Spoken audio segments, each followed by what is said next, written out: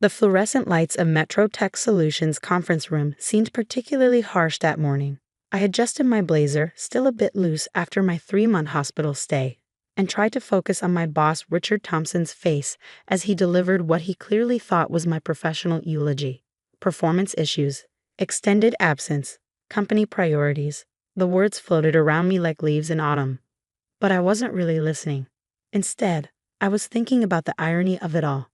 How just 6 months ago, I had landed Metrotech its biggest medical technology contract in history, the very contract that had eventually saved my life. My name is Emily Chen, and at 34, I never expected to be both a cutting-edge biomedical engineer and a cancer survivor in the same year. But life has a way of writing stories we never see coming. Are you even listening, Emily? Richard's sharp tone cut through my thoughts. His perfectly pressed suit and manicured nails screamed of the success he'd built on others' work, my work. Yes, Richard, I understand perfectly. My voice was calm, steadier than I expected. You're terminating my position due to my extended medical leave. He smiled, that practiced corporate smile that never reached his eyes. Let's call it a mutual parting of ways. Your condition has clearly impacted your ability to maintain the standard of excellence Metrotech demands. Around the conference table, my colleagues, people I'd worked alongside for 5 years, suddenly found their notebooks fascinating. All except Jessica from marketing, who couldn't quite hide her smirk. She'd been gunning for my project director position since day one. Your medical leave has cost the company significant delays, Richard continued, warming to his theme. The Morgan Hospital contract alone has been proceeding exactly on schedule. I interrupted quietly, as per the weekly reports I submitted from my hospital bed. Richard's jaw tightened. He hated being interrupted. Reports that needed extensive revision and oversight. Jessica has been instrumental in keeping things on track. Ah, there it was. Jessica's smirk widened into a full smile. I thought about the nights I'd spent in my hospital room, laptop balanced on my knees, refining the neural interface algorithms for the new surgical guidance system. The nurses had scolded me, saying I needed rest. But the work had given me purpose during the darkest days of my treatment. Of course, I said, reaching for my laptop bag. I'll clean out my office immediately. That would be best. Richard stood, signaling the end of the meeting. Security will escort you. Standard procedure, you understand. As if I might what? Steal the technology I'd invented?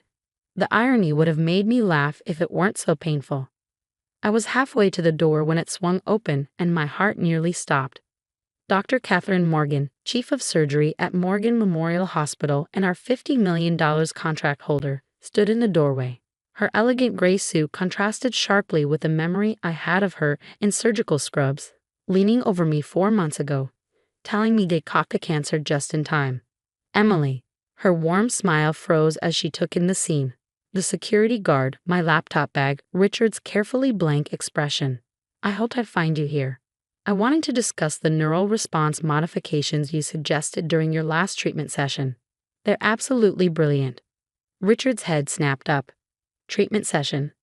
Dr. Morgan's eyebrows rose. Yes, Emily didn't tell you. She refined the entire surgical guidance interface during her chemotherapy. Said all that time in a scanner gave her new insights into neural mapping. She turned to me.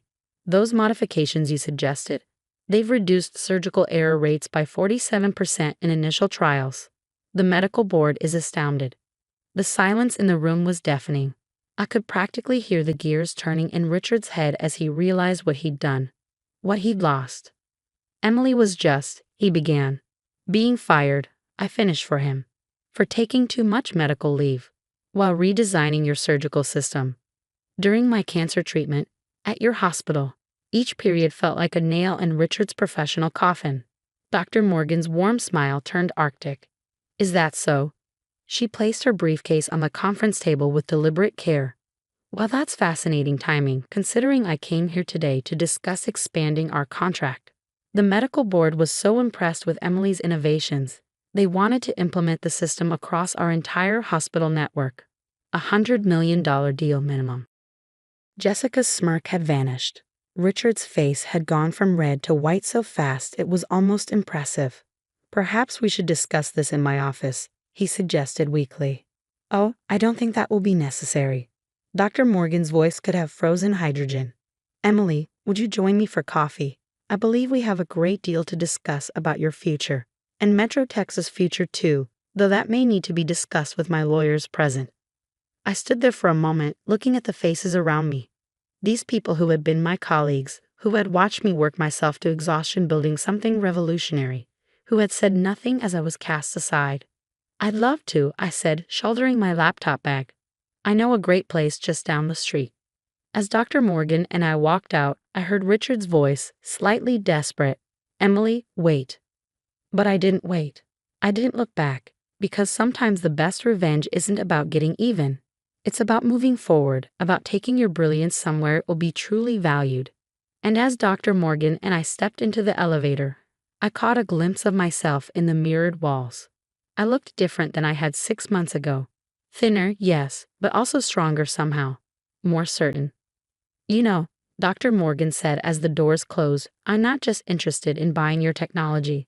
I'm interested in building something entirely new, something that could change medical technology forever. She paused, studying me. How would you feel about starting your own company? I smiled, thinking about all the ideas I'd sketched out during those long nights in the hospital, ideas that went far beyond what Metro Tech could ever envision. I think, I said carefully, that would be exactly what the doctor ordered. The elevator doors opened to the lobby, and with them, opened the first chapter of my new story. Richard and Metro Tech were already fading into the past, becoming nothing more than a reminder that sometimes our worst moments can lead us to our greatest opportunities. But this was just the beginning. As Dr. Morgan and I walked out into the bright morning sunlight, I knew that the real story, my story, was just beginning to unfold. 6 months after walking out of Metro Tech's glass doors, I sat in a very different conference room. The furniture was secondhand, the walls needed painting, but the energy in the space crackled with possibility. Around the table sat my newly formed team, brilliant minds I'd handpicked, people chosen not just for their expertise, but for their integrity. The initial trials at Morgan Memorial are exceeding all expectations. Dr. Sarah Wong, my head of clinical research, reported. Her eyes sparkled with excitement as she pulled up the latest data. The enhanced neural mapping system is showing a 63% improvement in surgical precision. We're revolutionizing microsurgery. I smiled, remembering how Richard had once called these same innovations unrealistic and too ambitious. Now, Neurovision Medical Technologies, my company, was making them reality. But success never comes without resistance. My phone buzzed with an incoming email, and my smile faded as I read it. Metro Tech's lawyers? Asked Michael Torres, our legal counsel. He'd been handling the increasing stream of threats and challenges from my former employer. I nodded. They're claiming ownership of the neural interface patents, saying they were developed while I was their employee. But that's not, Sarah began, indignant. True? I finished. No, it's not. Every innovation in our current system was developed during my medical leave, after they'd already begun the termination process. And more importantly, I pulled out a thick folder I kept secure since my hospital days. I documented everything, every idea, every line of code, time-stamped and witnessed by the hospital staff. Michael grinned. They have no idea what they're walking into, do they? Before I could answer, my assistant rushed in. Emily, you need to see this. She handed me her tablet, open to a tech industry news site. The headline made my blood boil. Metro Tech announces revolutionary neural surgery system. Below was a photo of Richard and Jessica at a press conference, standing proudly before a system that looked suspiciously like an early prototype of mine, the one I'd left behind. They're trying to beat us to market, Sarah said, reading over my shoulder, with an inferior copy of your work. I should have been angry. Instead, I felt an odd sense of calm. They're desperate, I said. They know we're close to FDA approval. They're trying to undermine us before we can launch. What do we do? Asked James Chen, our head of development. He'd left a cushy job at a major tech firm to join my startup, believing in my vision. I stood up, walking to the whiteboard where we'd mapped out our development timeline. We don't change a thing. We stay focused on building something better. I turned to face my team. They're fighting the last war. We're creating the future. The next few weeks were intense. While Metro Tech made splashy announcements about their innovative system, we quietly continued our work. Dr. Morgan's hospital network provided invaluable real-world testing opportunities, and each success strengthened our position. Then came the day that changed everything. I was in the lab, fine-tuning the neural response algorithms, when Dr. Morgan called. Her voice was urgent. "Emily, how quickly can you get to the hospital? We have an emergency case, a young girl with a brain tumor. The conventional surgical approach is too risky." I glanced at the prototype we'd been testing. The system isn't fully certified yet. The FDA has granted emergency approval for this case. The family's desperate. They've heard about our trial results. 2 hours later, I stood in Morgan Memorial's advanced surgical suite, watching as Dr. Morgan used our system to navigate through the delicate tissues of 8-year-old Sophie Martinez's brain. The neural interface provided unprecedented precision, showing pathways and dangers invisible to the naked eye. The surgery lasted 9 hours. When Dr. Morgan finally emerged, her smile told us everything we needed to know. "Complete success," she announced to the waiting family. "The tumor's gone, with minimal impact to surrounding tissue." As the parents wept with joy, I felt a hand on my shoulder. It was Dr. Morgan. "This," she said quietly, "is why we do what we do." The success story spread rapidly through the medical community. While Metro Tech was holding press conferences, we were saving lives. Other hospitals began reaching out, asking to be part of our trials. Then came the morning of Metro Tech's big product launch. I was surprised to receive an invitation. Clearly a power play on Richard's part, a chance to show off his victory. I decided to attend. The hotel ballroom was packed with media, investors, and medical professionals. Richard took the stage, confident as ever. "Today, Metro Tech revolutionizes surgical technology," he began. I sat quietly in the back, watching as he demonstrated their system. It was exactly what I feared, a rushed, superficial copy of my early work. As he walked through the features, I could see the flaws, the corners cut, the safety issues they hadn't even recognized. During the Q&A, a hand raised in the middle of the room. "Dr. Thompson, could you address the safety concerns raised by the Medical Technology Review Board?" Richard frowned. "What concerns?" Dr. Catherine Morgan stood up, commanding the room's attention. "The board's analysis found critical flaws in your neural mapping system.